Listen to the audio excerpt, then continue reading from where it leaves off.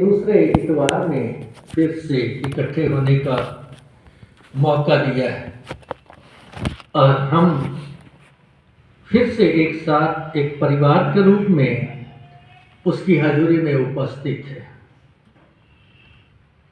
और उसके वचन के द्वारा उसकी बात को सुनने जा रहे हैं।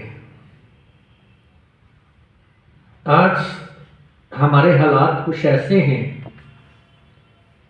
कि उन हालातों को मद्देनजर रखते हुए हमने सोचा था कि हम 11 बजे चर्च जो है वो ख़त्म करेंगे, ज़्यादा से ज़्यादा 11:15, लेकिन 5 मिनट रह गए 11 बजने में, तो है ना। परमेश्वर को आदर महिमा देना भी बहुत जरूरी है। और हमारा विषय जो है हमारी लेक्शनरी में आज वो भी बहुत महत्वपूर्ण है कि बपतिस्मा के समय परमेश्वर ने यीशु मसीह को अपने बेटे के रूप में प्रकट किया और उसने ये घोषणा किया कि ये मेरा प्रिय पुत्र है जिससे मैं अत्यंत प्रसन्न हूँ। यानी कि अत्यंत का मतलब कि ज्यादा से ज्यादा, जिसकी सीमा कोई नहीं, जिसकी कोई सीमा नहीं है। और परमेश्वर के प्रसन्नता जो है वो डिपेंड करती है इंसान के द्वारा उसकी इच्छा को पूरा किए जाने पर। जब इंसान जिसको उसने बनाया, जिसको उसने पैदा किया, जिसकी वो अगुवाई करता है, जिसका वो मार्गदर्शक बनता है, जब वो इंसान उसकी इच्छा को पूरा नहीं करता तो वो प्रसन्न भी नहीं होता, खुश भी नहीं होता। और वचन इस बात का गवाही देता है कि जब परमेश्वर का क्रोध भड़कता है तो वो जाति जाति को भी क्या कर देता है? नाश कर देता है। कौमें नाश हो जाती है, जातियां नाश हो जाती है, अनाज्ञाकारी लोग नाश हो जाते हैं, शहर जो है नाश हो जाता है। बाइबल के अंदर ऐसी बहुत सारी उदाहरणें हैं। एग्जाम्पल के लिए सदोम अमोरा की देख सकते हैं, कैसरिया फिलिप्पी के बारे में देख सकते हैं, और बहुत सारे अमालेकियों के बारे में देख सकते हैं, और बहुत सारे लोगों के बारे में देख सकते हैं, इस्राएली कौम के बारे में देख सकते हैं कि यहां तक कि परमेश्वर इतना नाराज जब हुआ तो उन्होंने बाबुल के गुलाम उन्हें बना दिया। 70 साल तक गुलामी के अंदर इसीलिए लोग चले गए कि वो परमेश्वर की इच्छा को पूरा नहीं कर पाए और प्रसन्न भी परमेश्वर को नहीं कर पाए।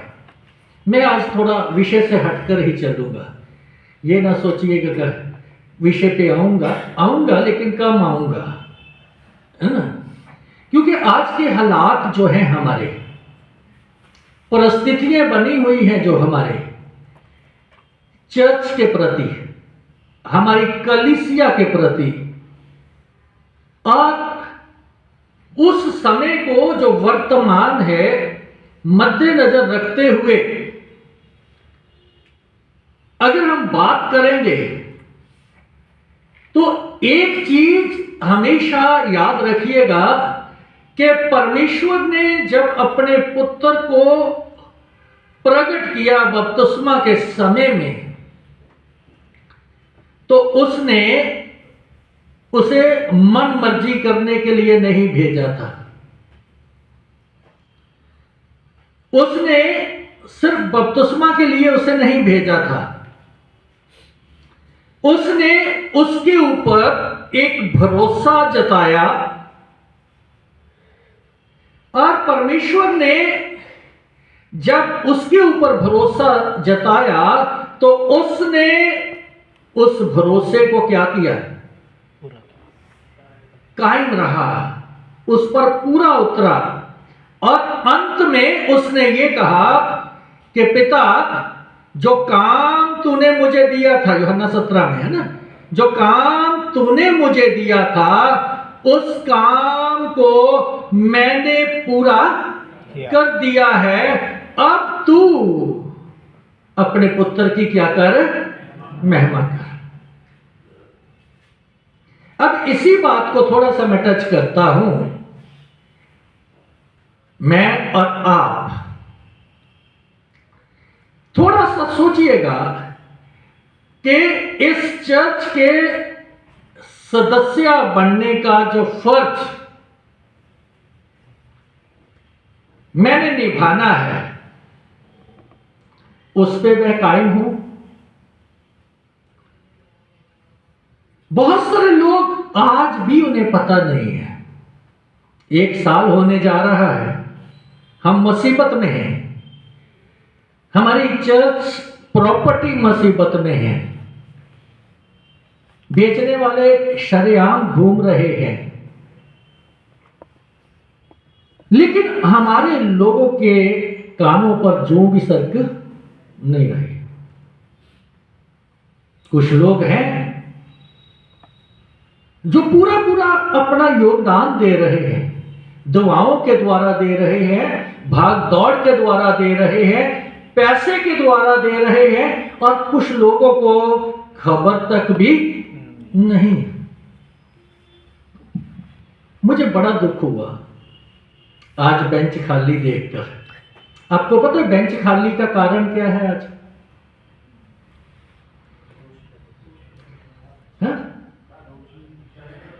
हाँ, पिछले इतवार बैठने को जगह नहीं थी, है ना, और जब लोग ज्यादा होते हैं तो मैं लेट ही छोड़ता हूं, आपको पता है ना, 2.5 घंटे में छोड़। सबके पास एक मैसेज पहुंचा, हर ग्रुप में पहुंचा, है ना, कि आज हमने एक शांति मार्च निकालना है, जल्दी चर्च खत्म करना है। और आधे से ज्यादा चर्च क्या हो गया, खाली हो गया, इसलिए कि हमें उसमें भाग नहीं लेना। अब भाग ना लेने के पीछे क्या कारण है? भाग ना लेने के पीछे कारण जो है वो एक दूसरे का मुंह लिहाज या दोषी लोगों की मदद करने का इरादा है। अगर जिस काम के अंदर हम अपना योगदान नहीं देते, उसमें शरीक नहीं है, तो इसका मतलब यह है कि आप उसके विरोध में हो, आप उसके विरोध में हो। अब देख लीजिएगा, परमेश्वर का वचन इस बात को हमें बताता है। वचन के अंदर हमने पढ़ा था कि हमें परमेश्वर के ऊपर भरोसा करना चाहिए, है ना। 7 पद में उसने कहा, मैं अपने वचन के द्वारा प्रचार करूंगा जो यहोवा ने मुझसे कहा, तू मेरा प्रिय पुत्र है, आज तू मुझसे उत्पन्न हुआ। किसके बारे में बताया गया? यीशु मसीह के बारे में बताया गया। और उसकी एक प्रतिज्ञा जिसके अंदर वो बात कर रहा है कि मैं इस सारी चीज का प्रचार करूंगा। लेकिन उसके साथ उससे बड़ी प्रतिज्ञा क्या है परमेश्वर की, जो कहता है कि मुझसे मांग और मैं जाति जाति के लोगों को तेरी संपत्ति बनाने के लिए दे दूंगा, होने के लिए, और दूर दूर के देशों को तेरी निज भूमि बनने के लिए दे दूंगा। तू लोहे के डंडे से उनके टुकड़े टुकड़े करेगा, कुम्हार के बर्तन के समान उन्हें चकनाचूर कर डालेगा। है कॉन्फिडेंस? डरे बैठे हैं लोग, डरे बैठे हैं आज लोग। क्या अपने ऊपर भरोसा नहीं है? जब अपने परमेश्वर के ऊपर भरोसा नहीं है, जब उसके प्रतिज्ञाओं के ऊपर, जब वचन के ऊपर भरोसा नहीं, याद रखिएगा, जो कौम अपने इतिहास को भूल जाती है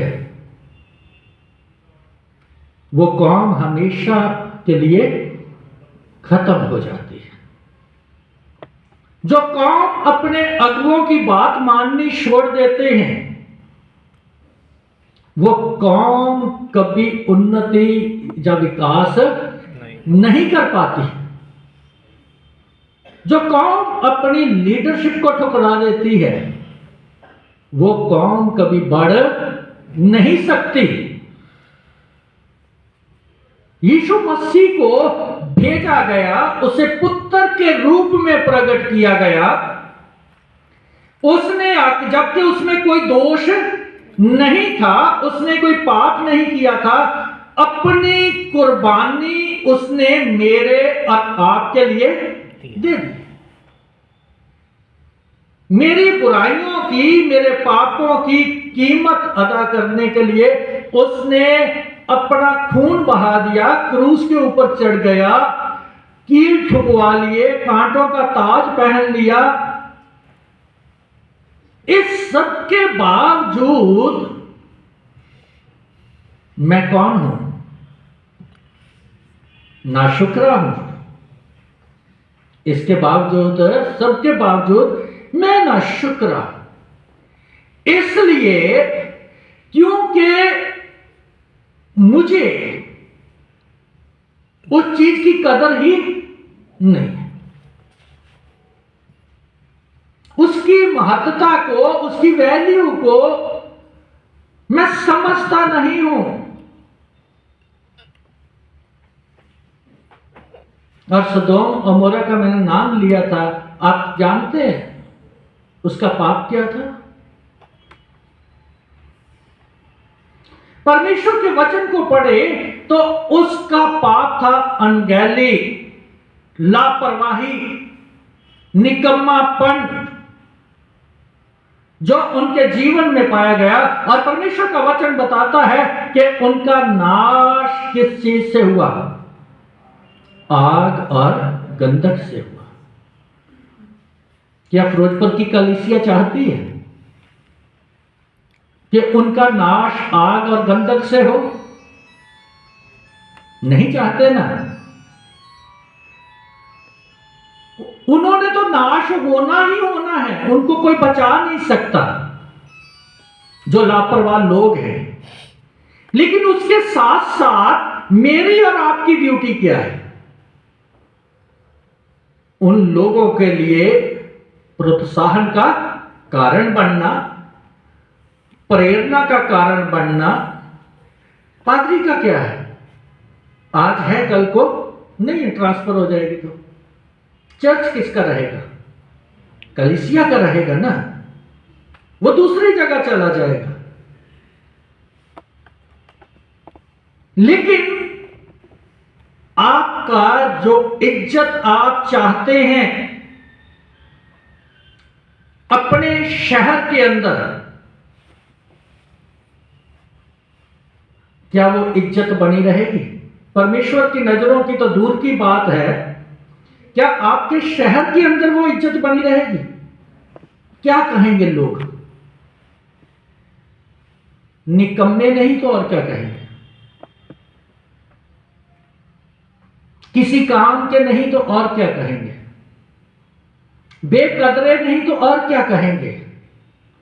कि जो अपनी कौम के लिए कुछ कर ही नहीं सकते, घरों में बैठे हैं, आराम से बैठे हैं।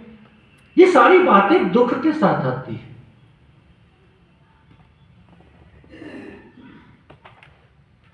जब लोग इसकी परवाह नहीं करते तो वो भी तो लोग हैं, वो भी आप में से दो चार लोग हैं जो पूरा पूरा दिन कोर्ट कचहरी में, कल भी लगे रहे बोर्ड बनाने, बच्चे भी सारे लगे रहे, रात बारिश में गए वो बेचारे, रात अंधेरी रात में। परमेश्वर के वचन को अभी यशायाह नबी के अंदर भी पढ़ा गया था, है ना। परमेश्वर का वचन 6ठी आयत में कहता है मुझ यहोवा ने तुझको धर्म से बुला लिया, मैं तेरा हाथ थाम कर तेरी क्या करूंगा, मैं तुझे प्रजा के लिए वाचा और जातियों के लिए क्या ठहराऊंगा। क्या कहूं इसके बारे में, मुझे समझ नहीं आती कि फिरोजपुर की कलीसिया किस प्रकार की कलीसिया है।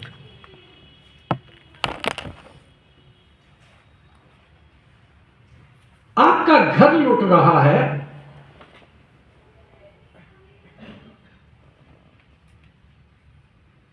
आपका नामो निशान, जिस नाम से आप शहर के अंदर जाने जाते हैं, वो लुट रहा है। किसी को कुछ पड़ी नहीं, थोड़े से लोगों के अलावा।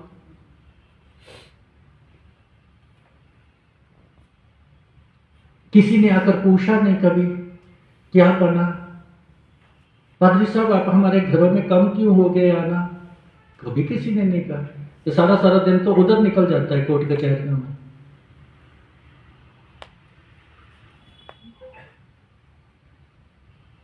परमेश्वर का वचन बताता है, याद रखिएगा, परमेश्वर नहीं छोड़ेगा। इस घर के प्रति जो जिम्मेदारी दी है रखी है ना उसने, मैं ज्यादा कुछ नहीं बोलना चाहता। हर इंसान समझदार है, जब उसके न्याय सिंहासन के सामने खड़े होना पड़ा ना, कोई पक्षपात करने वाला, पक्षपाती परमेश्वर नहीं है, कोई सिफारिश करने वाला नहीं वहां पे होगा। बेशक मैं दुख के साथ ये बातें बोल रहा हूं, लेकिन याद रखिएगा, अगर ये चर्च लुट गया ना, लूटा तो पहले ही हुआ है ना, लूटा तो लोगों ने पहले ही हुआ है। अगर ये हमने खो दिया तो हम किसी काम के नहीं। जिस इज्जत की बात हम करते हैं ना, वो इज्जत खो जाएगी, जाती रहेगी। आपको पता है, जब मैं बात करता हूं, कोई कहता है मैं फलानी पार्टी का हूं, मैंने वहां नहीं जाना, मैं फलानी पार्टी का हूं, मैं वहां नहीं जाना, मैं दूसरी पार्टी का हूं, मैंने वहां नहीं जाना साथ में। क्या करूं ऐसे लोगों का? यहां पार्टियां आपको ज्यादा प्यारी हैं, परमेश्वर का घर प्यारा नहीं है। लीडर ज्यादा प्यारे हैं, उनकी पार्टियां ज्यादा प्यारी हैं।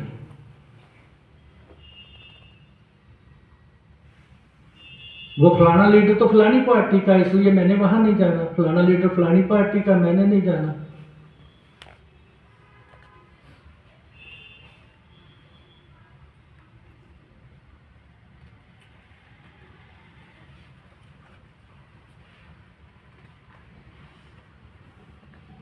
सोचिएगा इसके बारे में, सोचिएगा। मुझे ये बातें यहां नहीं बोलनी चाहिए क्योंकि वचन का टाइम है, लेकिन आज जो हमने काम करना है, अभी हमने एक शांति मार्ग निकालना है, उसके लिए तैयार करना भी तो जरूरी था ना, आपको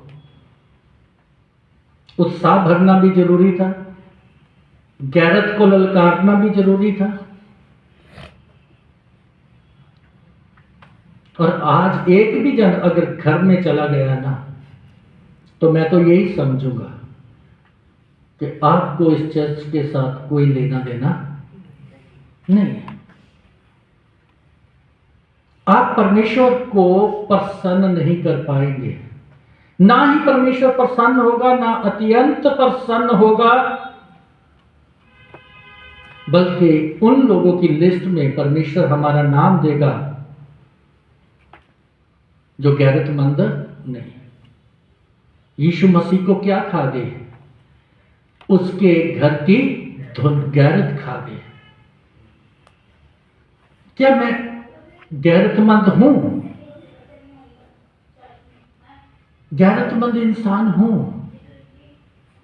अगर गैरतमंद है तो अपनी गैरत दिखाइएगा। अगर गैरतमंद नहीं है तो कोई यहां ऊंची आवाज में बात ना करने पाए, क्योंकि आपको पता है कि फिर मैं सुनाता हूं वो बातें जो गैरतमंद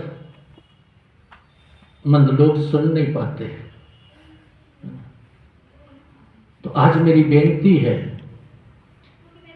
इस केस के बारे में भी अभी बताता हूं थोड़ी देर में, लेकिन बेनती है कि एक एक जन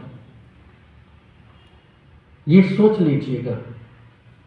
मैंने तो कुछ लोगों को बोल भी दिया था कि मैं मार्च में ट्रांसफर करवा के चला जाऊंगा।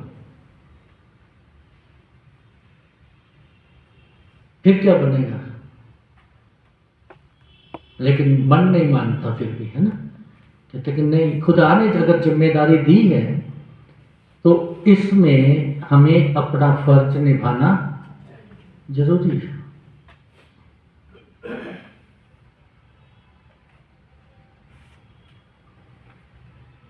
किसी ना किसी रूप में तो चर्च की मदद कर सकते हैं ना।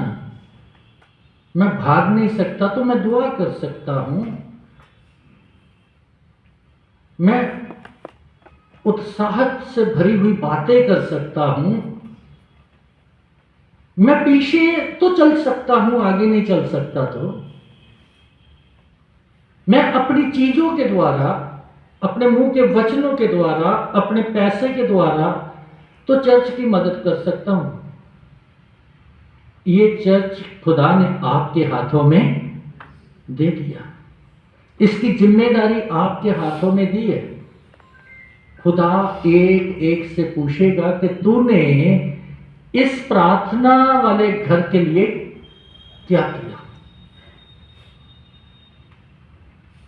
तो फिर हमें कोई जवाब नहीं आएगा, और जब जवाब नहीं आएगा, हम उसकी इच्छा पूरी नहीं कर पाएंगे, तो वो क्या कहेगा? मेरी नजरों से दूर हो जाओ, दूर चले जाओ, मैं तुम्हें जानता ही नहीं, क्योंकि तुम मेरी भेड़शाला की भेड़ें नहीं। अपनी कौम के लिए, अपने परिवारों के लिए, अपने व्यक्तिगत जीवन के लिए सोई हुई आत्मा को जगाइएगा, जागृति लाइएगा, एक क्रांति लेकर आइएगा अपने आप अंदर। वो चुलबुलापन जो है उसे फिर से जिंदा कीजिएगा, ताकि परमेश्वर हमारे जीवन से क्या होने पाए। जैसा यीशु को कहा कि ये मेरा प्रिय पुत्र है, इससे मैं अत्यंत प्रसन्न हूं। वो मुझे भी कह सके, है ना, और मैं भी कॉन्फिडेंस के साथ कह सकूं कि मैं उसका क्या हूं, बेटा या बेटी हूं। खुदा आपको बरकत दे। आमीन। आइए हम सब खड़े हो जाएं।